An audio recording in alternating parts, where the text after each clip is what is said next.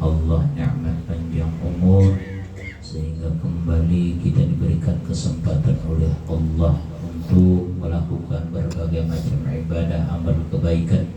Allah berikan kita kesempatan memasuki tahun 2024, di mana banyak di antara saudara kita, keluarga kita, kawan kita yang mungkin kada sampai bertambah 2024. Alhamdulillah kita diberikan nikmat oleh Allah dapat bertemu dengan 2024. Mudah-mudahan di tahun ini sehat barataan, panjang umur, dan Allah berikan keberkahan pada umur kita, dan mudah-mudahan para jagian barataan. Amin. Dan juga diberikan kita nikmat oleh Allah Ta'ala bisa kembali istiqomah hadir di majlis ta'lim kita ini. Mohon maaf malam Selasa tadi kada kawa hadir karena ulun jaring. Hari Senin masih ngisi pas ngisi ceramah habis zuhur di masjid Gatsuk Subroto. Di situ kena ulun garing sampai malam Ahad tadi hanya dilepas infus di rumah. Malam Kamis perayo di masjid, malam Kamis itu masuk UGD Rumah Sakit Antara. Jadi disuruh rawat inap di sana. Ulun kada akun, kenapa kada akun? Kada ada nungguin seorangan congkong baik ulun di rumah. Ulun alhamdulillah ada jemaah dokter, jemaah ubuhan mantri itu nang merawat di rumah. Nah jadi hanya mulai sehat nih. Jadi hari ini tadi pertama ulun ngisi setelah 1 minggu istirahat. Nah mudah-mudahan kita sehat terus berataan. Yang ada penyakit disembuhkan, diafiatkan oleh Allah Subhanahu wa Ta'ala. Salawat serta salam semoga selalu Allah curahkan dan limpahkan pada junjungan kita Habibina wa Syafi'ina wa Nabiina Sayyidina Muhammad sallallahu alaihi wasallam, serta keluarga, sahabat dan pengikut-pengikut beliau ila yaumil qiyamah. Jamaah rahimakumullah. Bismillahirrahmanirrahim. Qala musannif rahimahullahu ta'ala wa nafa'na bihi wa bi'ulumihi fid dharaini amin. Dan mengatakan bahwasanya Hatib berkata, ya Hatib al-Asad mengambil daripada suatu ibarat, barang siapa tiada baginya takut, tiadalah baginya iman. Nah jadi orang yang tidak ada rasa takut di dalam hati, berartinya kada beriman lawan Allah Ta'ala. Kada ada rasa takut sama sekali, ia mengerjakan larangan-larangan Allah, berartinya kada beriman lawan Allah. Nya kada ada sungkan melakukan maksiatnya, menganggap Allah Ta'ala, berarti kada melihat lawan perbuatan maksiatnya. Kada ada juga minta ampun lah, lain orang habis maksiatnya ketakutan lalu minta ampun kepada Allah, berarti ada iman. Bila orang kada ada rasa takut kepada Allah, maka kada ada iman di dalam hatinya. Karena sabda Nabi sallallahu alaihi wasallam, al-imanu bainal khawfi war raja wa yuqaddamu 'ala ar-raja alladhi huwa al-far'u faman la asla lahu la far'a lahu. yakni iman itu antara takut dan harap, dan didahulukan takut daripada harap, dan didahulukan takut itu daripada, dan didahulukan takut daripada harap itu, yaitu cabang. Maka barang siapa tiada baginya pohon, tiadalah cawang baginya. Nah jadi dalam hidup ini mun kita nih hendak iman kita bagus, maka dalam hati kita ada khauf, ada raja, ada takut, ada harap. Nah kayak pesawat tuh kan ada dua sayap, ada sayap kanan, sayap kiri, nah supaya terbangnya seimbang. Begitulah kita dalam kehidupan ini, ada sayap kanan kita yaitu takut kepada Allah, ada sayap kiri kita yaitu harap terhadap rahmat Allah. Dalam memposisikan antara takut dan harap ini bagus bagusnya kayak apa.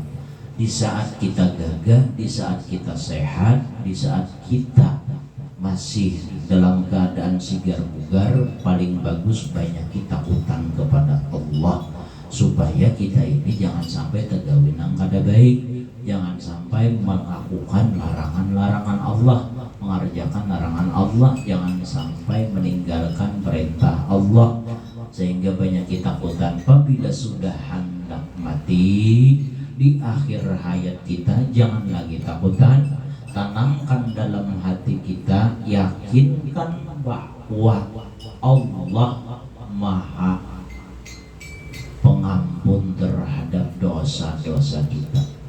Allah Rahim, Maha Penyayang. Yakin dosa kita diampuni oleh Allah, yakin kita akan mendapatkan rahmat Allah, yakin bahwa kedatangan kita akan diterima oleh Allah. Hendak mati itu jangan ada takutan lagi. 3 ini di dalam hati kita terapkan.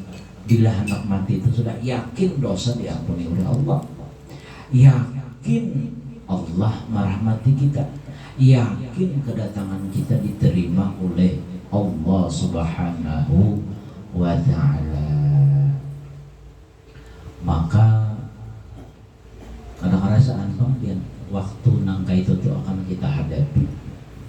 Tadi belum sampaikan habis maghrib tadi, satu kesempatan Aisyah masuk ke dalam, Nabi masuk ke dalam rumah. Aisyah di dalam rumah, Nabi mengucap salam, assalamualaikum warahmatullahi. Disahut oleh Aisyah, waalaikumsalam ya Rasulullah. Nih adab masuk rumah, jangan sampai kadang membaca salam.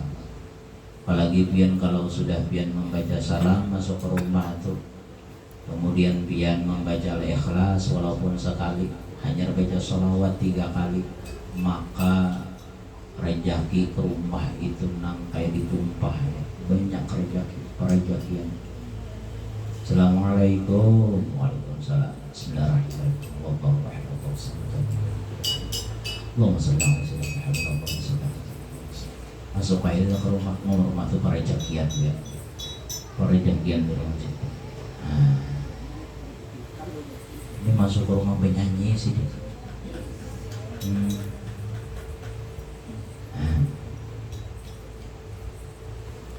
Masuk rumah tuh supaya berbarakah salam.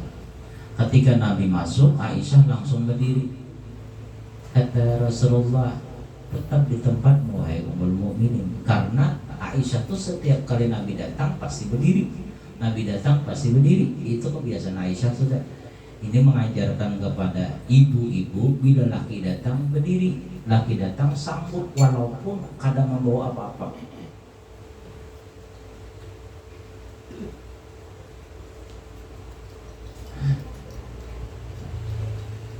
Ibu-ibu laki pian sambutlah biasanya. Pakai lalu deh. Aisyah kan pernah berdiri, bila datang laki berdiri.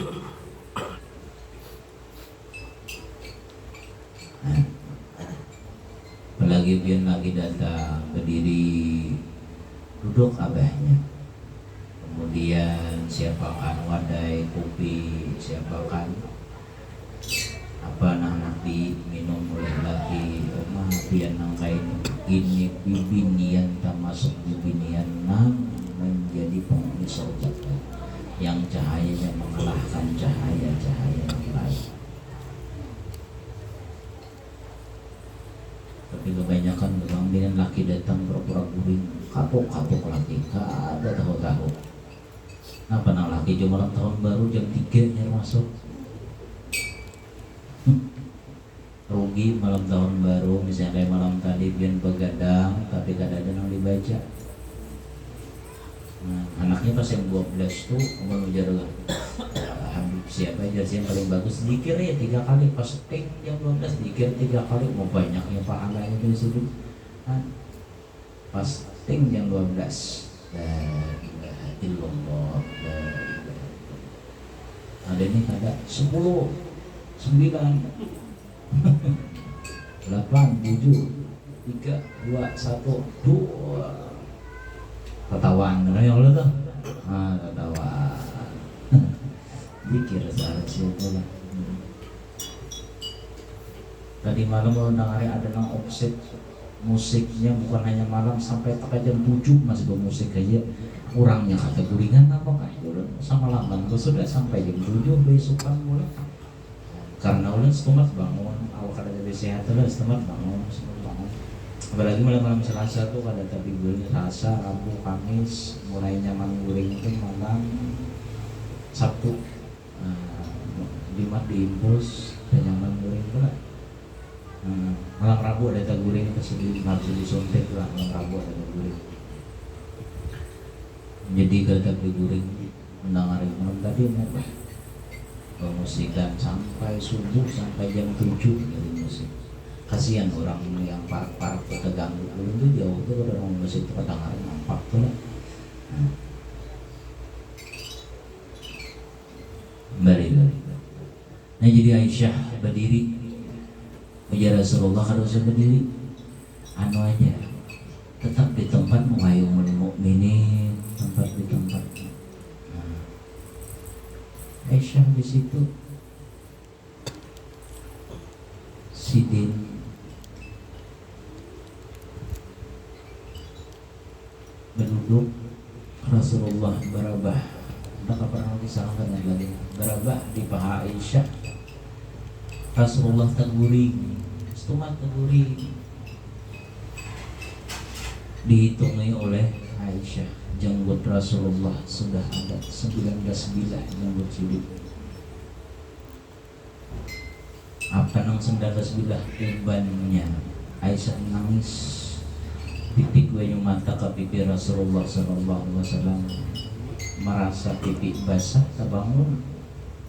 Ya Rasulullah, ya ummul mukminin ma abakaki, wahai ibu bagi orang-orang beriman, apa yang menyebabkan pian menangis?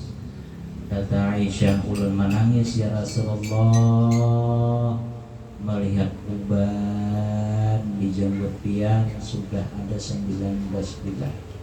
Ini pertanda pian pacang berdahulu pada ulun meninggal dunia. Ini pertanda bahwa sebentar lagi umat tidak akan mempunyai nabi lagi.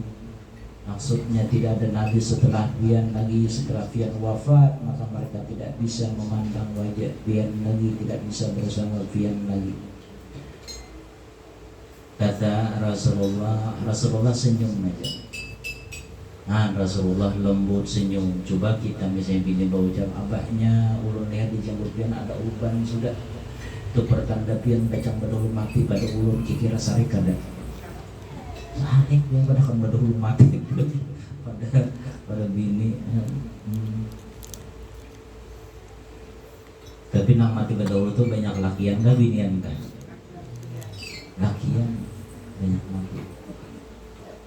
Di mana-mana cari aja kampung mana terbanyak orang kada berisi laki pada nang terbanyak orang yang ditinggalkan laki mati daripada ditinggalkan bini. Nah ditinggalkan bini itu jarang. Ada tapi jarang. Kebanyakan itu ditinggalkan laki mati udah dulu rata-rata.